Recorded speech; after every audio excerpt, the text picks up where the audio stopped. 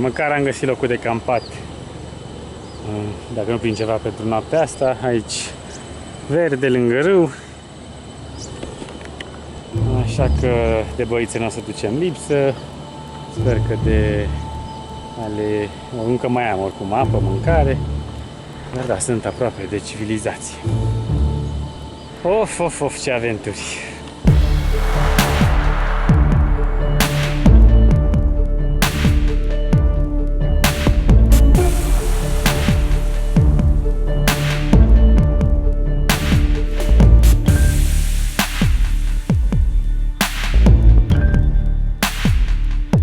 De vară nu strică. Hai că poate să strică camera. Așa e sub umbreluță. M-am întâlnit un localnic ce că ar merge spre Laos, dar nu azi. Vorbesc cu bossul să mă ducă. Cu siguranță azi nu merg. Poate mâine, zilele astea, să ivească o soluție. S-au strâns iar localnicii. Punga asta roz plină cu mâncare, cu băutură.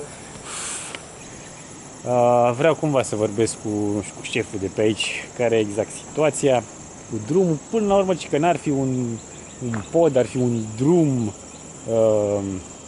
fost o alunecare de teren ceva, se așteaptă nu știu ce tractor să niveleze, deci nu cred că ar fi problema să traversez pe jos. Problema e, da, după aia, de acolo, până acolo, cum ajung, de acolo până la următorul sat. Ok. Știam, auzisem eu ceva de baza Stallone. Mă gândeam eu la Rambo, la Sylvester Stallone, aici prin junglă. Ar fi la 40 de minute de condus. Bun. Deci mâine dimineață ar fi poate mașini. La 6 dimineața, pac, sunt acolo, la intersecție.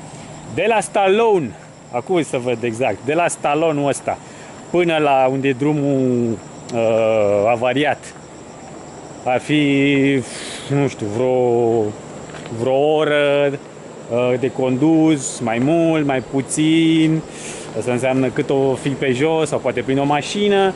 Și de la drumul ăla spre următorul sat, el ar fi zis că 10 km, ce bine ar fi. Bun, dar vreau să mă conving. Oricum, deci veștile bune încep să vină. Următoarea etapă să fie Stallone. Hello! Filming!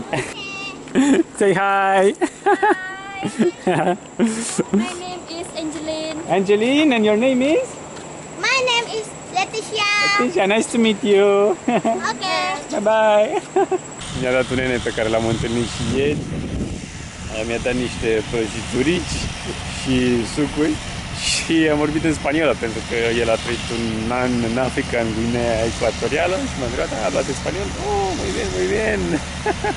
Prăjiturele, niște suc. Deci e mult stricot, poate să car sau să bagă mine. Ok, ce am aflat că de fapt nu prea există localnici, toți au venit aici cu familii, tip de pe aici. L-a întrebat pe fratele care lucrează la Petronas, la conducte aici și mi-a dat niște sfaturi și o hartă, am pozat-o. Ok, până la... Deci ar fi vreo 40 de minute până la Stallone. Aia n-ar fi o problemă. De la intersecție de aici aș prinde poate o cursă, să zicem. Dar de acolo până la un moment dat, până într-un sat care se numește Mărarap, ar fi vreo 3 ore jumate de condus cu 40-60 de km pe oră. Asta înseamnă cu mult mai mult de 100 de km și cu suișuri, coborâșuri, cu rucsac și cu toate astea, e o aventură teribilă. Și nu știe exact dacă sunt sate, unde e drumul blocat, așa că va trebui să mă mai interesez acolo la Stallone. Și din nou mi-a dat, uitați, punga asta cu mâncare, cu provizii. Nu știu ce să zic, cum o să car, frățică. Ok, nu mă plac. O să fie bine. A început să și plouă.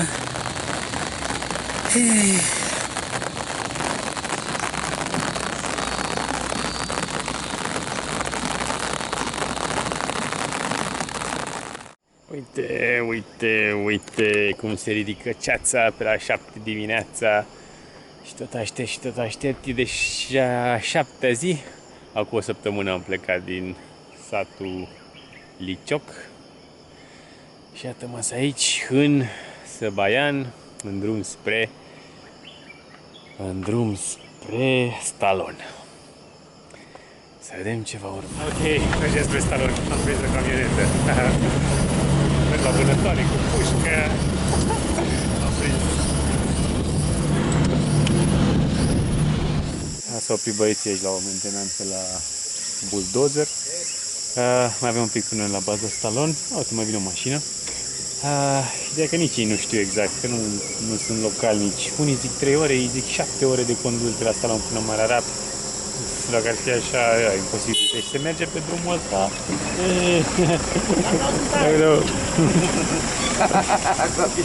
Se urcă incredibil. Păi la cau e partea. Acum aproape o oră și nici nu știu dacă am făcut 20 de km.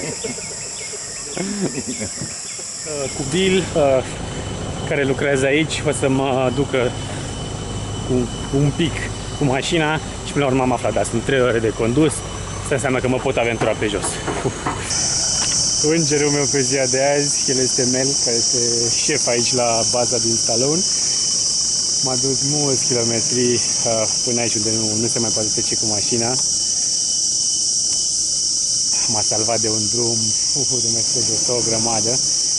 Ok, mai sunt vreo, nu știu, 20 de kilometri de mers pe jos. Am văzut pe hartă, chit că nu mai sunt state, dar e drum, e ok, am provizii, am apă, mâncare până în Merarap.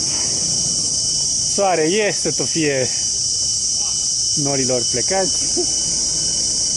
Ok. Și din nou spiritele, îngerii, toți sunt cu mine. Am întâlnit niște localnici care au fost sau merg la vânătoare și merg chiar în Merarap cu motocicleta și încearcă să facă un loc și pentru mine. Wow! Deci clar o mașină nu poate să treacă.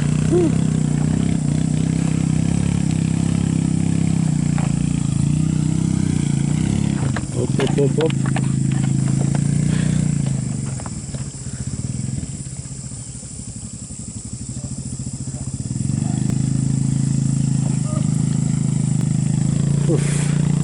Ce băieți! Mi-a pus rucsacul în spate, eu pe o altă motocicletă și da, este răii mei. Ia uitați și voi, ia uitați ce drum! Ce drum! Wow!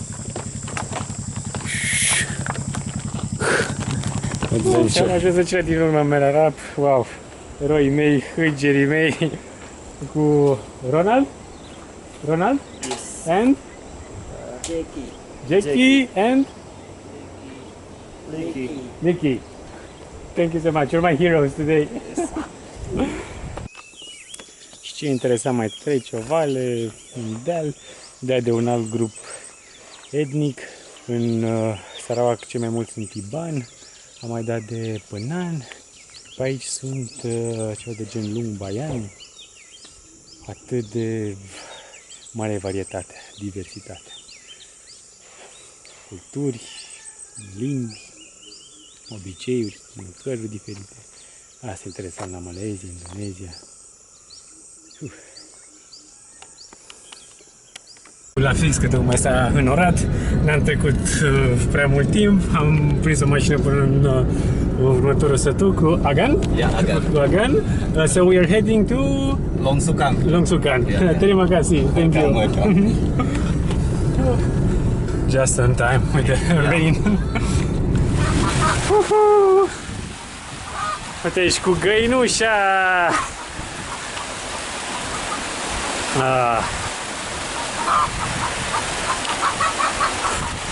Long Sukang se vede în depărtare, un alt etop pe ziua de azi. Băi, la fix, bă, cum se potrivesc mă toate de unde și plouă. Aici am găsit un adăpost. Ce mai bă găină? Fugi găină că te tai! De aici ar mai fi o oră până în Lawas. Până la urmă, Deci de unde m-a lăsat Mel, primul meu erou, de acolo de condus mai erau încă vreo 3 ore până în Mararap, dar contrar spuselor oamenilor că nu mai e niciun sat, nu, mai din când în când mai găseai cât un sătuc, cât un adăpost, cât un sit de construcții, ăștia cu gazele, deci nu era chiar așa, aș fi supraviețuit dacă o luam așa pe jos, dar oricum m-a stupit de atâtea de zile de mers pe jos. Sunt atât de recunoscător, le-am dat conserve, prăjituri ce aveam, ce am primit și eu, am dat motocicliștilor. Ok, să așteptăm 3:30, nici la prânz, să băgăm o conservuță că mi-a mai rămas. Să vedem dacă să plouă toată ziua. Înnoptez aici și continuăm mâine.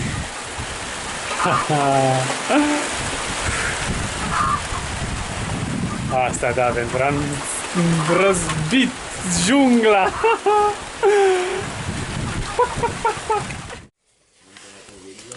Bună dimineața din cort, tot în lung succansă și am fost pregătituit. Mi s-a permis să pun cortul lângă o casă unde locuiesc o familie de filipinezi.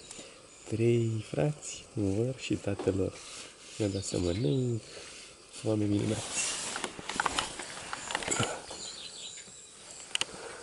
Și uitați ce priveliște!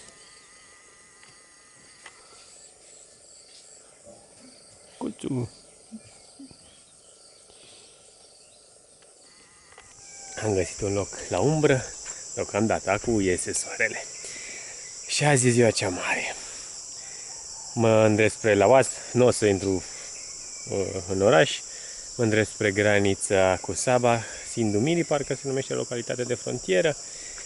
Și da, e ziua în care nu mai ține de forțele mele, ci de decizia unui ofițer de acolo de la imigrație. Dacă mă lasă sau nu să trec. Țineți-mi pumnii. Hai că se aude și o mașină. Ok, am prins cursa de dimineață spre Laos.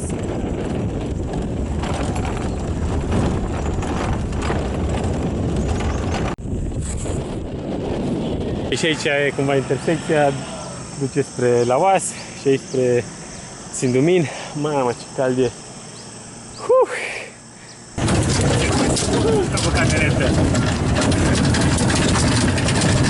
Aici e drumul principal. Uite cum se duc și camionașele. Așa. Merapoc, Sindumin.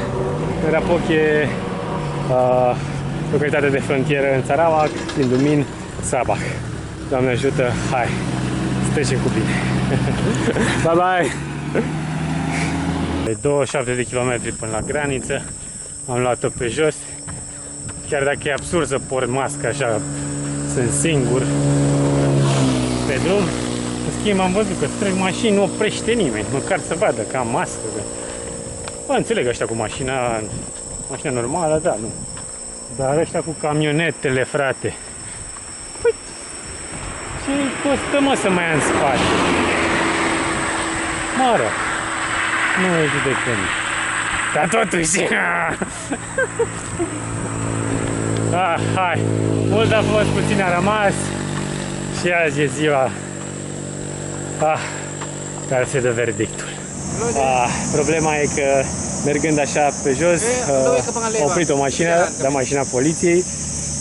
Mă rog, sunt cooperativi și mi-au zis că n-am cum să ajung acolo, nu mă vor lăsa să trec. Și singura soluție, așteptăm acum o mașină, mă vor duce probabil în oraș, în Laos, și de acolo voi intra în carantină într-un hotel. Am spus că nu am bani, nu am nimic, dar nu am nicio problemă. Așa că asta e, să vedem. Să sperăm, măcar la mai bine. Ok, primul echipaj s-a dus, acum a oprit un al doilea echipaj care stă să mă păzească aici și așteptăm echipa medicală, să mă controleze tot și apoi, da, să mă duc la hotel, sper să fie ok. Ideea e că la una din, sper să n-am probleme, din bazele respective îmi luase temperatura, aveam 37 cu 8, asta pentru că era soare și la un moment dat imediat a scăzut 37 cu 2, o fi de, nu știu, insolație. Sper să nu se panicheze ăștia dacă voi avea, dacă sunt fierbinte și sexy. Hai să facem autostopul și cu mașina poliției, păi ce? M-am băgat aici în spate, ca pe băieți. Deci aventurile continuă sau se termină. Da, e un nou capitol. Da. Asta e. Urmăm procedurile. Tot am așteptat o oră la echipa medicală. Aproape le e frică, pentru că am tranzitat Bruneiul și din Brunei a venit toată chestia asta cu corona. Ok, hai să vedem ce urmă. Nino, Nino, Nino.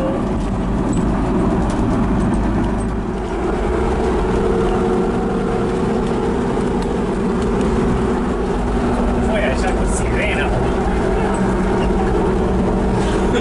Că vreau mai mare mă fiat.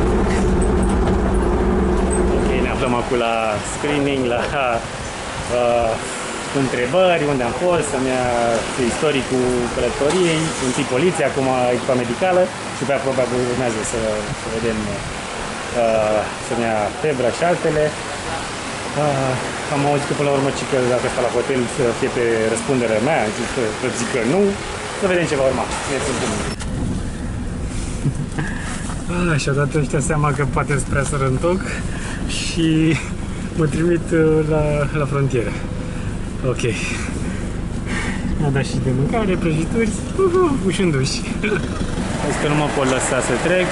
Mi-au dat un număr de telefon la care să sun, statul, guvernul din Sabah, am sunat, ok, le-am spus care e treaba, au spus că o să sune înapoi, că sunt într-o ședință, deci probabil nu dau 2 lei. Totuși rămânem cu speranță. Se închide la 6, mă rog, s-a închis deja. Văd că aici o Merapoc, de fapt se numește, localitate de frontieră, aici un mic, nu știu, sătuc, ceva. Ar fi loc și de un cort. Aici sunt ferii de ploaie. Ăștia nu mi mai sună. Am dat până la urmă și de un e-mail. Există un consulat honorific în Sabah, am trimis un mail. Sunt ușor. Și mâine să auzim de bine. Și aici e locul unde am campat azi noapte. Drăguț. Aici este staful medical. O nouă zi. Hai să te mă așteptăm, că la 10 să vină niște vești. Mi-a spus prietena mea Audrey de la guvern. Contactat și am trimis mail-ul la ambasadă, consul onorific, tot așa, am trimis mail. Așteptăm. Încă sunt aici. Până la urmă am reușit să contactez ambasada, era un număr acolo de urgență. Se pare că mail-ul care era pe site-ul Ministerului nu e bun. Le-am trimis un mail exact cu toate detaliile și au spus că o să-mi trimită, să mă ajute să-mi trimite scrisoarea să primesc aprobarea de a intra în Sabah. Ideea e că aici, inițial vreau să-mi asigure de un loc o căsuță undeva. Până la urmă, ci că o să mă ducă din nou la hotelul ăla fancy, unde le-am explicat că nu pot să plătesc, că a zis că nu e nicio problemă, unde o să fiu practic în carantină. De fapt nu știu exact dacă ăla e centru de carantină sau e alt loc. Așa. Așa că o să fiu 7 zile în carantină. După 7 zile, dacă probele sunt ok, îmi pot da drumul și dacă o să am scrisoarea, da, și eu acceptul să merg spre Sabah, tot ok. 7 zile asta înseamnă că și trece perioada de lockdown, de MCO, să vedem dacă se va prelungi sau nu. Acum, da, așteptăm vești de la ambasadă, de la statul Sabah, voi petrece zilele astea, săptămâna asta în carantină, vor face teste și sperăm la bine. toate cele bune. A fost deja devenit o legendă cu șeful departamentului, cu imigrația, șeful de poliție, toți aici știu povestea. Da, dacă o să voi scrie o carte, asta o să fie un capitol mare în cartea mea. The Jungle Boy. În cele din urmă, după ani și ani de călătorie, autostop cu ambulanța, mă rog, autostop, în carantină, acolo cu escortă, cu poliție, cu sirenă, din nou.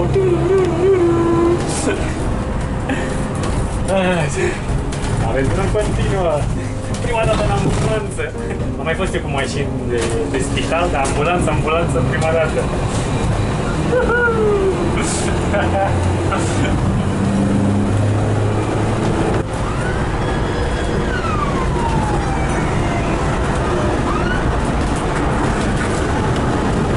M-am instalat aici frumos cu ventilator, mi-am făcut un birouaș de lucru. Au trecut în fiecare zi, poate a doua zi, vin să-ți ia temperatura, să-ți ia pulsul. Mi-au dat și o cremuță pentru iritat, pentru pielea arsă de soare. Priveliște, așa și așa. Și toate cele bune.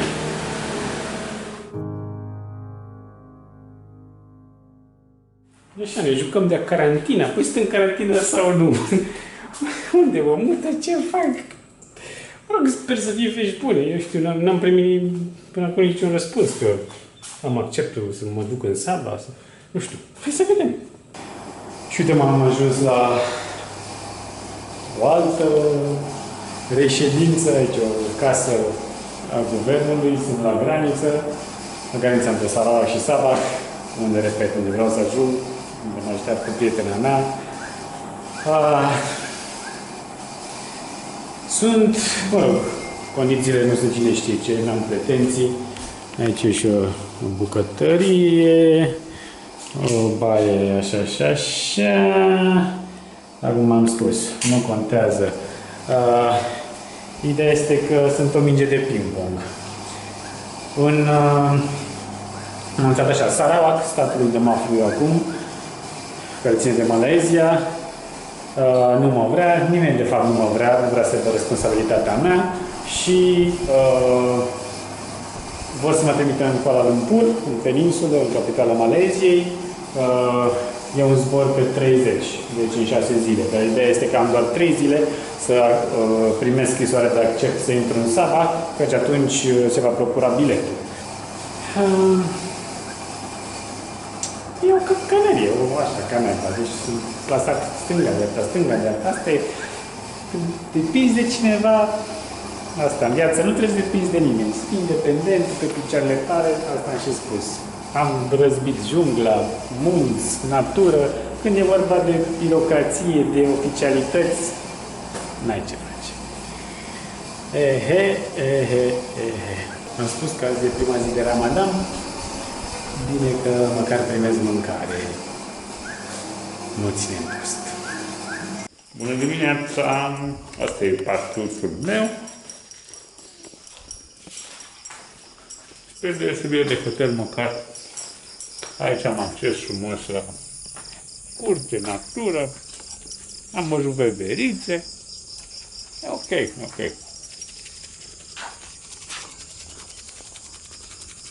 Așteptăm.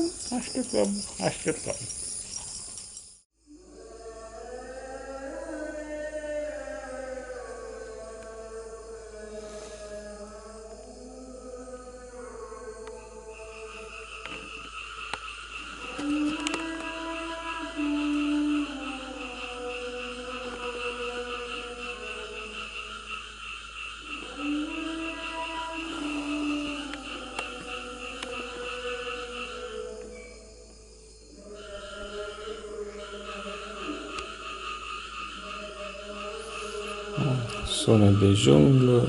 Că 5 dimineața, când prima oară se aude azan. Ok, să facem un update așa. Sunt deja de o săptămână aici în Laos. Prima noapte petrecută în cort. aici în Marea Poc, a doua noapte la hotel în Laoas și apoi de 5 zile aici, tot în Marea Poc, o casă oferită de imigrație, de guvern. Sunt mulțumit, am un acoperiș, nu trebuie să plătesc nimic. Din când în când vin și mai îmi dau și niște mâncare. Acum chiar am primit niște cacao, aici niște mii, adică noodles. Și ce frustrant e așteptarea asta așa de un răspuns, știi? Să spună, domne, da, nu, poți să treci, nu poți să treci.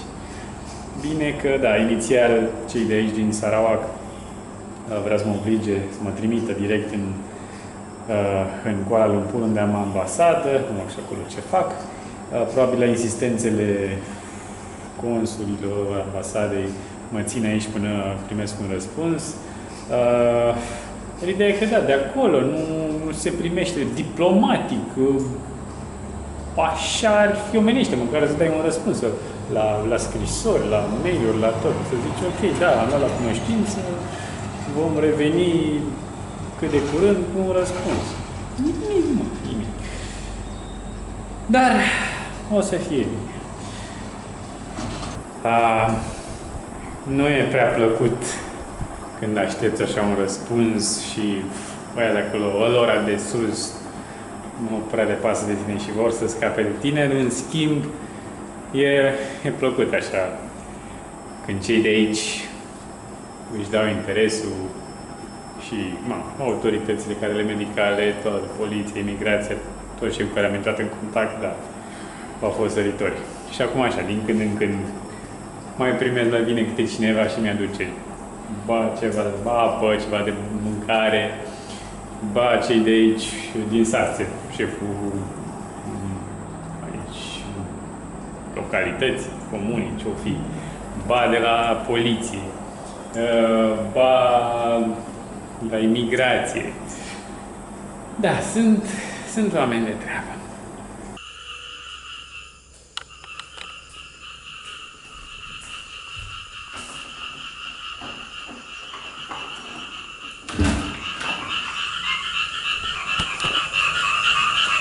Ia gălăgia, băi, vrăștelor. Băi!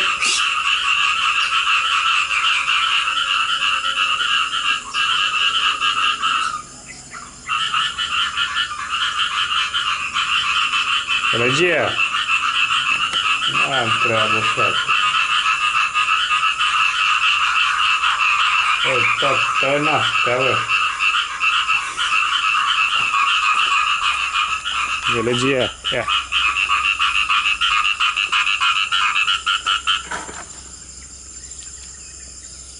Unde sunteți voi aici? Unde nu vă broaște astea, bă? Coac. Și atâta coac.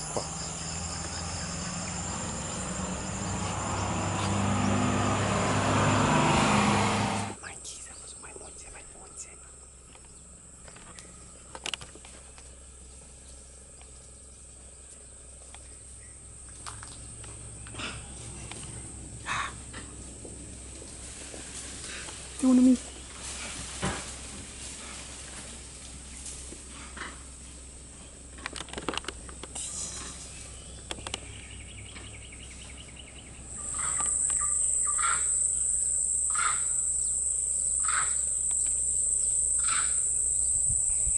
Ce-o veveriță? Unde e veverița?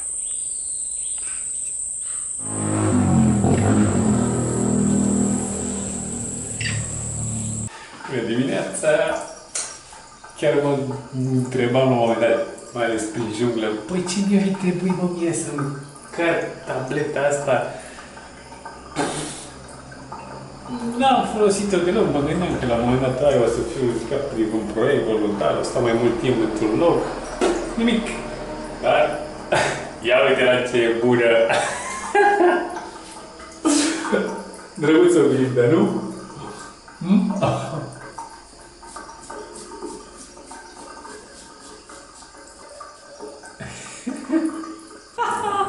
Nu pot să cred, deci după cât 2 săptămâni aproape, cred, de locul ăsta, am primit acceptul.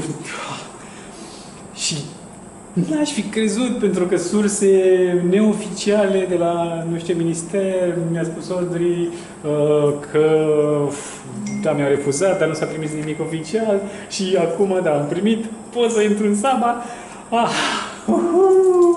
Yes! Acum să vedem cum trec, mă bag în carantină, mă duc direct, vine Audrey să mă ia, trebuie să iau avion, mă rog. Nu contează acum, contează că veștile sunt bune. Yes! Ok, asta e clipa. Spun la revedere, căsuță. Căsuță dragă. Și clipa cea mare, mă întreb la imigrație. Audrey deja e pe drum, vine să mă ia, sper să fie ok. Ok. Here is Mr. John. He took care of me. Okay. Uite că pe vești bune, sunt aici la imigrație. Vă aștept pe Audrey, am trecut și de testul medical.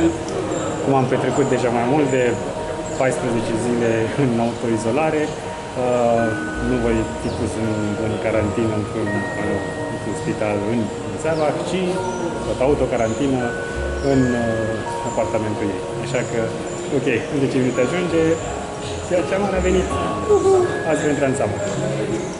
Și Audrey, așteptăm acum să-mi pună ștampila în pașaport și ziua cea mare, toată lumea aici. Ăștia sunt o legendă, omul junglei.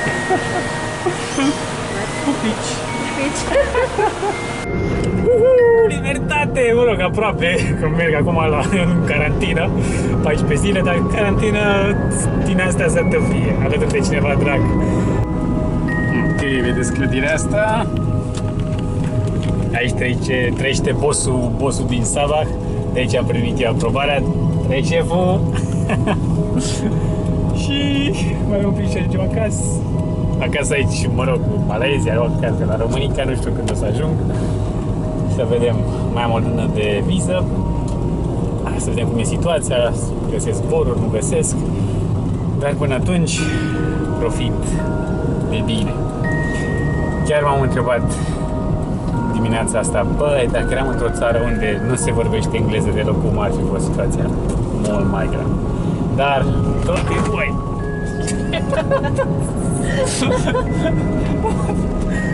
Tot e bine că se termină cu bine.